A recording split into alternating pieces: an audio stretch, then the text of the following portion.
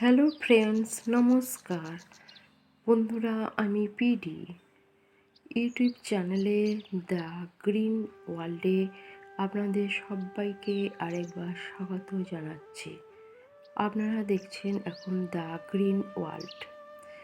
আমি আরেকটি নতুন ভিডিও নিয়ে এসেছি বন্ধুরা।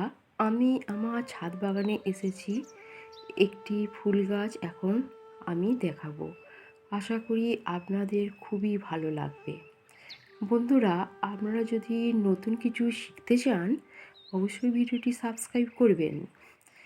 আর এই ফুল গাছটি অনেকেরই চেনা আবার অনেকেরই অচেনা, তাই জানাতে চিনতে আমি চেনাতে এই গাছটা নিয়ে এসেছি। এই গাছটির নাম হচ্ছে চেরি গোল্ড। একে আবার ক্রাউন ডেজি, কার্লি লিফ ডেজিও বলা হয়। ডেজি অনেক প্রকারেরই আছে, তবে আমি এই ডেজি মানে যে চেরি গোল্ডের সম্পূর্ণ পরিচর্যার কথা এই ভিডিওটির মাধ্যমে দেখানোর চেষ্টা করব। এই চেরি গোল্ড হচ্ছে সিঙ্গেল প্যাটার্ন হয়, ডবল প্যাটার্ন হয়, হলুদ হয়, সাদা হয়, আবার হলুদ সাদাও হয়। এই গাছ সাধারণত দানা থেকে হয়, আর এই গাছ টবেও হয়, মাটিতেও হয়। এর মোটামুটি এই গাছগুলো 2.5 ফুট মতো হতে পারে লম্বা। আর এক একটা গাছে, এই গাছে টবের গাছগুলোতে প্রায় 10-15টা ফুল ফোটে, আর মাটিতে অন্তত 30টা করে ফুল ফোটে। এবার আসছি এই গাছ কীভাবে আমি করছি, সব কিছুই আমি এই ভিডিওটির মাধ্যমে আপনাদের বলার চেষ্টা করব। পরপর বলে যাব যে এই গাছগুলো কিভাবে আমি যত্ন নিচ্ছি, স্টেপ বাই স্টেপ পরপর আমি বলে যাচ্ছি। প্রথম আসছি এর মাটি তৈরির কথা। এই গাছ করলে আমরা কীরকম মাটি নেবো, মানে টবে কীরকম নেবো দেখুন বন্ধুরা। এটা একটা হচ্ছে মাটি, এটা হচ্ছে একটা কোকোপিট, ওটা সাধারণ মাটি নিয়েছিলাম আমি, আর কোকোপিট নিয়েছি। আর এটা হচ্ছে একটা জৈব সার। এই জৈব সারটা গোবর সারও হতে পারে, আবার পাতা পচাও হতে পারে। আর এটা হচ্ছে নিম খোল। এই 4 রকম আমি জিনিস নিয়েছি। এই 4টেকে নিয়ে আমি ভালো করে মিক্সড করে তবে আমি টবে দিয়ে চারা গাছটি প্রতিস্থাপন করব। ভালো করে মিক্সড করে নিয়ে আমাকে বসাতে হবে। দেখুন, এই চারা গাছগুলো আমি 4 ইঞ্চি টবে বসিয়েছি। আমি আগের ভিডিওতে দেখেছিলাম যে চারা তৈরি করেছি, সেই চারাগুলোই একটু বড় হতে আমি এই টবে বসিয়েছি। এই টবে বসাতে দেখুন, এই যে এইগুলো একটা অ্যানুয়াল প্ল্যান্ট ফ্লাওয়ার, এতে কুড়ি এসে গেছে। এটা সাধারণত শীতেরই ফুল গাছ। দেখুন কুড়ি এসেছে, এবার ফুল এসেছে।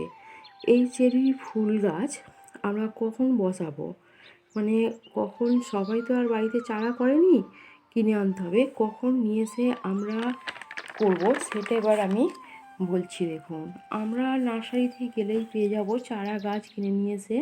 মোটামুটি নভেম্বরে বসাতে হবে। নভেম্বরে বসালে গোটা নভেম্বরটা পরিচর্যা করলে গাছগুলো বড় হয়ে যাবে। আর ডিসেম্বরের প্রথম সপ্তাহ থেকেই এই গাছে ফুল আসতে শুরু করবে। এই চেরি গাছ সাধারণত শীতের গাছ, অ্যানুয়াল ফ্লাওয়ার প্ল্যান্ট বললাম। আমরা ডিসেম্বর আর জানুয়ারিতে পুরো ফুল পাবো, গাছের পুরো ফুল পাবো। আর ফেব্রুয়ারি মাসে মাঝামাঝি ফুল পাবো, এবং ফেব্রুয়ারির লাস্টের দিকে এই গাছগুলো দানা হয়ে যাবে। তখন কি করব, এই দানাগুলোকে বন্ধুরা সংগ্রহ করে আপনি রেখে দিতে পারেন পরবর্তী সিজনের জন্য। আপনি চারা গাছ তৈরি করে এরকমভাবে ফুল পাওয়ার জন্য আপনি রেখে দিতে পারেন। এরকমভাবে এই গাছগুলো করতে হবে। এবার আসছি বন্ধুরা যে এই গাছ কীরকম পরিবেশে রাখবো, এই গাছ কীরকম মানে রোদ্দুরে রাখবো, কীরকম রোদ্দুর এই গাছ পছন্দ করে। এই চেরি গাছ সাধারণত 7 থেকে 8 ঘন্টা রোদ্দুরে রাখতে হবে। এই গাছ খুবই সূর্যের আলো পছন্দ করে। যেখানে আপনার ছাদে যেখানে সরাসরি সূর্যের আলো আছে সেই জায়গায় টবগুলো আপনি রাখবেন।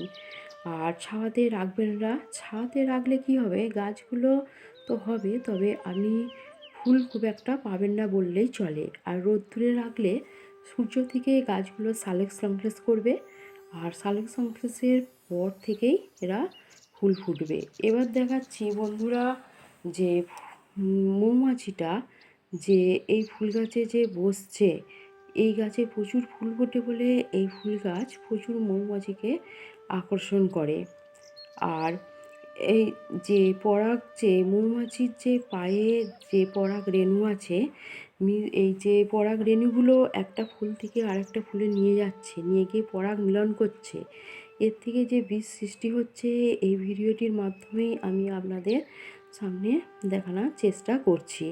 যদি বাড়িতে ছোট বন্ধুরা থাকে তাহলে তাদের অবশ্যই এই ভিডিওটি দেখাবেন যে কিভাবে মৌমাছিগুলো একটা ফুল থেকে আর একটা ফুলে গিয়ে বসছে, তাদের পায়ে যে পরাগ রেণুগুলো যে লেগে যাচ্ছে, সে আর একটা ফুলে নিয়ে গিয়ে বসার সাথে সাথে তাতে লেগে যাচ্ছে, তার ফলে পরাগ মিলন হয়ে যাচ্ছে, তার থেকে বীজ সৃষ্টি হচ্ছে। এইভাবেই পরাগ মিলন হয়ে বীজ সৃষ্টি হয়, মৌমাছিরা নিয়ে যায়। আর এই গাছে এত ফুল ফোটে যে এতে কীটপতঙ্গ পছন্দ করে, আর মৌমাছি আসে, প্রচুর মধু থাকে, সেজন্য মধু সংগ্রহ করে এরা মৌচাকে নিয়ে গিয়ে মধু তৈরি করে। এতে প্রচুর মৌমাছি আসছে এই ফুল গাছে। আপনি যদি করেন, আপনার ছাদ বাগানেও সৌন্দর্য তো ভরে যাবে, আর এরম তো মৌমাছি আসবে, আপনি সামনে থেকেও সেটা দেখতে পারবেন যে কত সুন্দর লাগছে। দেখুন বন্ধুরা, আমি এরকমভাবেই গাছ করেছি। দেখুন এক একটা গাছে কত ফুল ফুটেছে, দেখুন কত কুঁড়ি আছে, এখনও ফুল ফুটবে, এখনও আমি ফুল পাবো এতে।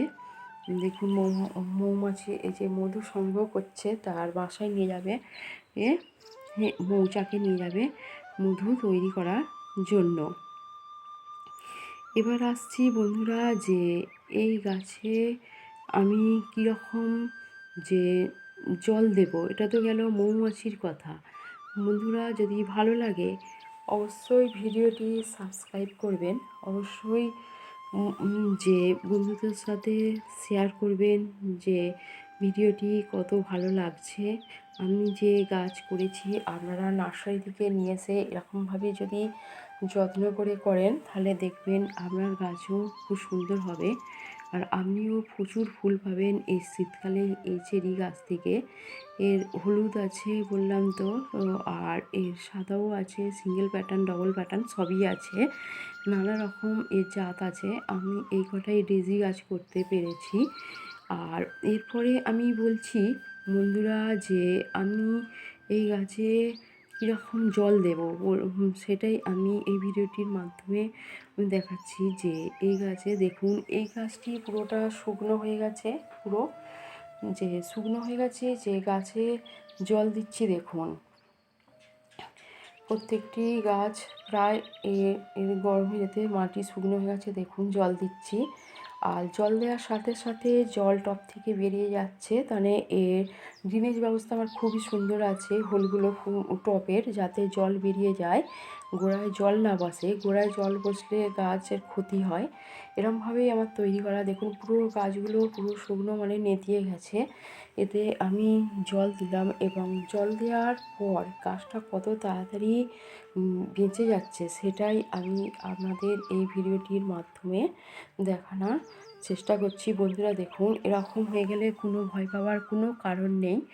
দেখুন জল দেওয়ার পরেই 5 মিনিটের মধ্যে আমার গাছটা পুরো সতেজ হয়ে গেল। দেখুন মূলরমের সাহায্যে জল শোষণ করে গাছটা পুরো সতেজ হয়ে গেল, পুরো আগের অবস্থায় ফিরে গেল। গাছ খুবই তাড়াতাড়ি জল শোষণ করে, এই ভিডিওটির মাধ্যমে আমি দেখালাম যে গাছ এরম যদি নেতিয়ে পড়ে আপনার ভয় পাওয়ার কোনো কারণ নেই। তবে দুপুরে জল দেবেন না, দুপুরে দিলে মাটি গরম হয়ে যায়, তাতে শিকড়গুলো সিদ্ধ হয়ে যাওয়ার চান্স থাকে। সেই জন্য বন্ধুরা খুব সকালে দেবেন, আর নয় বিকেলে জল দেবেন গাছে। বিকেলে জল দিলে খুবই গাছের উপকারে লাগে।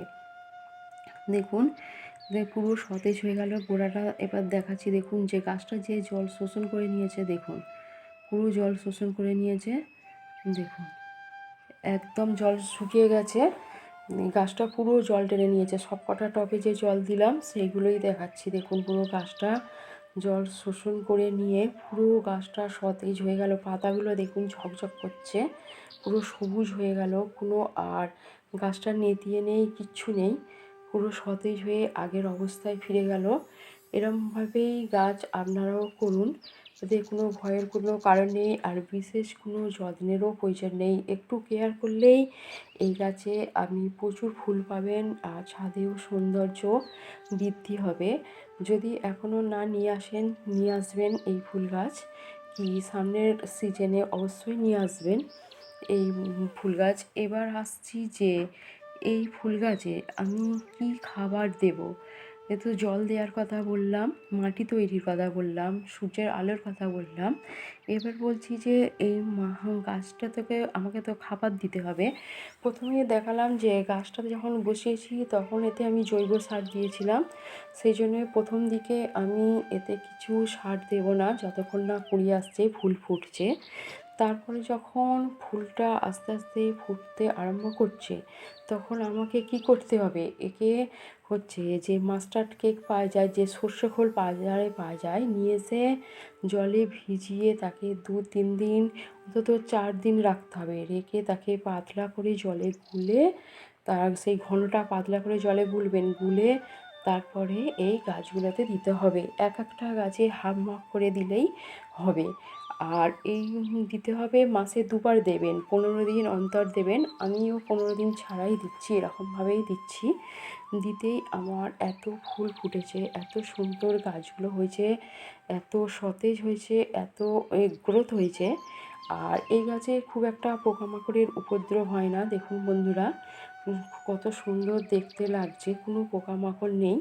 তবে বন্ধুরা, আশা করি ভিডিওটি আপনাদের সবাইয়ের ভালো লেগেছে।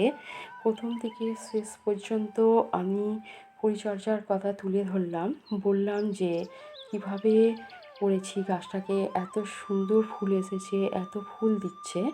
বন্ধুরা অবশ্যই ভিডিওটি সাবস্ক্রাইব করবেন, লাইকও করবেন। একটা সাবস্ক্রাইব করলে আমারও ভালো লাগবে যে আপনারা আমার ভিডিওটি পছন্দ করছেন। আর বন্ধুরা আমার সঙ্গে থাকুন, ভিডিও দেখতে থাকুন। নতুন নতুন ফুল গাছ নিয়ে আমি আবার হাজির হব, যে কত সুন্দর আমি করেছি। সবাই সুস্থ থাকুন, ভালো থাকুন, আর আমাকে এতক্ষণ সময় দেওয়ার জন্য সবাইকে অসংখ্য ধন্যবাদ জানাচ্ছি। বন্ধুরা রাখছি, আবার আসবো পরবর্তী ভিডিও নিয়ে।